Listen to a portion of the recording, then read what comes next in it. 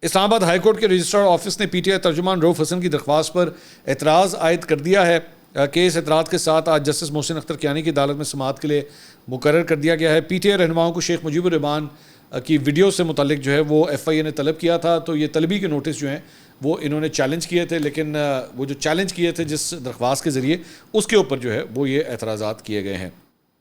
شیر افضل مروت صاحب نے ایک ٹویٹ کیا ہے, فرماتے ہیں میں عمران خان کی جیل سے جلد رہائی کے بارے میں زیادہ پر امید نہیں ہوں. کل میں نے سائفر کیس میں خان صاحب اور شاہ محمود قریشی صاحب کی بریت پر آپ سب کو مبارکباد دی, پھر بھی میں نے جان بوجھ کر اپنے قائدین کی ممکنہ رہائی کے بارے میں اپنے خیالات کو روکا, کیونکہ میں آپ سے خوشی اور جشن کا لمحہ چھیننا نہیں چاہتا تھا. ہر کسی کو سمجھنا چاہیے کہ ٹکڑوں میں ریلیف کے نتیجے میں خان کی جلد رہائی نہیں ہوگی. سائفر, توشہ کیسز, نیب ریفرنسز اور زیر تفتیش کیسز خان کی رہائی کو طول دیتے رہیں گے. کھوکھلے مقدمات میں تاخیر سے بریت دراصل ہماری قانونی حکمت عملی کی شکست ہے. نواز نے اپنے تمام کیسز ایک ہی وقت میں ختم کر لیے. اس کے ساتھ ساتھ خان صاحب کی طویل قید اور انہیں بوگس کیسز سے جلد از جلد نکالنے میں ناکامی سب سے بڑی ناکامی ہے. چونکہ خان صاحب کے خلاف تمام مقدمات سیاسی مقاصد کے تحت درج کیے گئے ہیں اور انتہائی کمزور ہیں, اس لیے ان کی رہائی میں تاخیر ہماری قانونی حکمت عملی پر سوالیہ نشان لگا رہی ہے. اگر ہم جعلی مقدمات میں بری ہونے پر خوشی منانے لگیں تو پھر ہمیں اس بات کو نظر انداز نہیں کرنا چاہیے کہ سب سے زیادہ ضروری حکمت عملی اسے نکالنا ہے. جس طرح سے ہم یہ لڑ رہے ہیں اس سے ہمیں یقین ہو جائے گا کہ ہم تمام زیر التوا مقدمات میں اس کی فوری رہائی کے لیے کچھ کیے بغیر بری ہونے پر فخر کرتے رہیں گے. اسے باہر نکالنے کے لیے, اسے نہیں انہیں باہر نکالنے کے, عمران خان صاحب کی ذکر کر رہے ہیں آپ, اسے نہیں کہتے انہیں خیر انہوں نے لکھا ہے جی اسے باہر نکالنے کے لیے ہمیں کتنے بری ہونے کا انتظار کرنا پڑے گا, اور ویسے مشینری کے ذریعے مجرمانہ مقدمات کو گھڑنا اتنا ہی آسان ہے جتنا مونگ پھلی توڑنا. خان صاحب کے خواب کو شرمندہ تعبیر کرنے کا واحد راستہ ان کی طرف سے, اب اس سے ان پہ آ گئے ہیں, ان کی طرف سے آئین کے آرٹیکل 184(3) کے تحت تمام مقدمات میں ان کی مجموعی رہائی کے لیے درخواست دائر کرنا ہے. میرے خیال میں عوامی احتجاج کے بعد آخری متبادل راستہ سپریم کورٹ پاکستان کے اصل آئینی دائرہ اختیار کو استعمال کرنا ہے. تو شیر افضل مروت صاحب جو ہیں وہ اتنے کوئی ایکسائٹیڈ فی الحال نہیں لگ رہے کہ خان صاحب جو ہیں وہ جلدی باہر آئیں گے. البتہ ایک صحافی ہیں عدیل سرفراز صاحب, انہوں نے کل ایک ٹویٹ کیا اور یہ کورٹ رپورٹنگ کرتے ہیں. انہوں نے کہا کہ انہوں نے ٹویٹ کیا کہ جی عمران خان کو اڈیالہ جیل سے کوٹ لکھپت جیل منتقل کرنے کا فیصلہ, یہ خبر انہوں نے دی ہے. یہ کسی چینل پہ میں نے نہیں دیکھی, لیکن یہ کافی کریڈیبل جرنلسٹ ہیں, انہوں نے یہ ٹویٹ کیا ہے. اور چند صحافی البتہ ان سے یہ ڈس ایگری کر رہے تھے کہ نہیں ایسی کوئی بات نہیں ہے, ان کو نہیں چھوڑا جا رہا, دیکھیں ٹرانسفر نہیں کیا جا رہا. تو لیٹس سی واٹ ہیپنس. اس کے علاوہ جناب اب ذرا کچھ بات کرتے ہیں بھارت کی. تو بھارت کے حوالے سے جناب غیر حتمی نتائج کے مطابق جو ہے وہ لوک سبھا کے انتخابات میں چند ایکٹرز اور ایکٹریسز بھی جو ہیں وہ اس مرتبہ اسمبلی کے اندر پہنچے ہیں. ہیما مالنی, شتروگھن سنہا, راج ببر, کنگنا رناوٹ اور یوسف پٹھان سمیت متعدد اداکار اور سپورٹ شخصیات جو ہیں وہ پارلیمنٹ کے اندر پہنچ گئی ہیں. اسی طرح اداکار سریش گوپی نے کیرلا, اداکار کرٹی آزاد نے مغربی بنگال سے لوک سبھا کی نشستیں جیتی ہیں. اداکار منوج تیواری نے دارالحکومت نئی دلی, اداکارہ رچنا بینرجی, سایونی گھوش, ستیہ رائے اور دیپک ادھیکاری نے مغربی بنگال, جبکہ راج ببر نے ہریانہ سے نشست جیتی ہے. اور لوک سبھا کے انتخابات میں اداکار کرشنا کمار, مکیش, دنیش لال یادو, رادھکا سرت کمار, اگنی مترا پال, لاکٹ چیٹرجی, دیویندر جھجیا, ارون گوول اور پون سنگھ اپنی اپنی نشستیں جو ہیں وہ ہار گئے ہیں. اس سارے معاملے کے اوپر جو ہے وہ راجدیپ سردیسائی جو کہ ایک بڑے سینئر جرنلسٹ ہیں انڈیا کے, انڈیا ٹوڈے سے ان کا تعلق ہے, انہوں نے ایک بڑی انٹرسٹنگ ٹویٹ جو ہے وہ لکھی, کیونکہ سارے خوشیاں منا رہے ہیں وہاں پہ, کانگریس بھی خوش ہے, بی جے پی بھی خوش ہے. تو انہوں نے کہا, ٹویٹ کیا, انہوں نے کہا this has been an election like no other. Why? Number 1, BJP is celebrating because they are forming government, یہ تو حقیقت ہے حکومت بنا رہے ہیں. Number 2, Congress is celebrating because they closed in on 100 seats. Number 3, Samajwadi Party is celebrating because they got this support back. Number 4, NCP, SP and SS you B T, یہ بھی 2 جماعتوں کا نام ہے, happy because they showed all they are the boss. Number 5, TMC is happy because their party has bounced back. Number 6, Chandrababu Naidu is happy because he has made a comeback. Number 7, citizens are happy because whichever party they are following are happy. Never before have Congress and BJP both celebrated wins together at their respective headquarters. Number 8, finally I am happy because it's all over. Time to say goodbye, good night, Shubh Ratri, Jai Hind. postscript, election commission is celebrating because no allegations about EVM. تو انہوں نے کہا سارے خوش ہیں یہاں پہ. تو ان کو کیا پتا فارم 45 اور فارم 47 کیا چیز ہوتی ہے. تسی پاؤ نا وچ اپنے سسٹم دے, پھر تسی ویکھو کتنا رولا پیندا ہے. تو آپ لوگوں نے تو اتنے آرام سے الیکشن کرا لیے. ہمارے یہاں تو دیکھیں ابھی تک جو ہے وہ رولا ڈلا ہوا ہے. ابھی تک جو ہے وہ ہمارے تو ٹریبیونل ہی مان نہیں ہے, ہمارے تو ٹریبیونل ہی سیدھے نہیں ہو رہے. الیکشن رزلٹ تو بہت دور کی بات ہے. تو لیکن آپ اندازہ کیجئے, ویسی میں بات کر رہا ہوں کہ 100 کروڑ ووٹر پاکستان کے اندر 12 کروڑ ووٹر تھا, ٹھیک ہے, یہاں پہ 100 کروڑ ووٹر تھا. اتنا بڑا الیکشن, دنیا کا سب سے بڑا الیکشن ہوتا ہے یہاں پہ. لیکن اس سارے الیکشن کے بعد ابھی بھی کوئی ایسا کوئی بڑا مطلب میں نے اب تک سین نہیں دیکھا جس میں یہ کہا گیا ہو جی ریگنگ ہو گئی ہے, ریگنگ ہو گئی ہے. 100 کروڑ ووٹ ڈلا تو نہیں ہوگا, لیکن آبویسلی پھر بھی بہت بڑی تعداد میں ووٹ ڈلا ہے. لیکن کہیں پہ بھی کوئی ریگنگ کے کوئی رولے رپے نہیں آ رہے, نہ کوئی فارم 47, نہ کوئی فارم 45, نہ راتوں رات جو فیصلے جو ہے وہ پولنگ ختم ہونے کے بعد آنا شروع ہوئے, اتنے دنوں کے بعد بلکہ آنا شروع ہوئے, اس میں راتوں رات یہ نہیں ہوا کہ RTS بیٹھ گیا, اس میں یہ نہیں ہوا کہ رزلٹ آنا جو ہے بند ہوا اور اس کے بعد جب آنا شروع ہو گیا تو حالات بدل گئے, جذبات بدل گئے, خیالات بدل گئے, سب کچھ ہی تبدیل ہو گیا. تو اس میں یہ نہیں ہوا کہ 307 ووٹ اگر لکھے ہوئے تھے فارم 45 پہ تو راتوں رات وہ 1307 ہو گئے. ایسا کچھ نہیں ہوا. اور جو ہار گیا ہے وہ بھی کہہ رہا ہے میں خوش ہوں, اور جو جیت گیا وہ تو کہہ ہی رہا ہے میں خوش ہوں. جس نے الیکشن کرایا ہے وہ بھی کہہ رہا ہے میں خوش ہوں, اور میڈیا بھی کہہ رہا ہے جی ہم بھی خوش ہیں. ہاں ایک آدمی البتہ ضرور ہو رہا تھا, اور وہ تھا جنہوں نے ایگزٹ پول دیا تھا. وہ یہ صاحب یہ آپ اسکرین کے اوپر دیکھ رہے ہیں, انڈیا ٹوڈے کے اوپر یہ آئے ہوئے تھے اور بڑی دھاڑے مار مار کے بیچارے روئے, کیونکہ انہوں نے جو پریڈکشنز دی تھیں ایگزٹ پول کے حوالے سے وہ انتہائی خراب نکلی. تو وہ ان کا رونا بنتا ہے, پھر ان کا تو رونا بنتا ہے. خیر اگلی ویڈیو میں آپ سے دوبارہ ملاقات ہوگی. اللہ حافظ.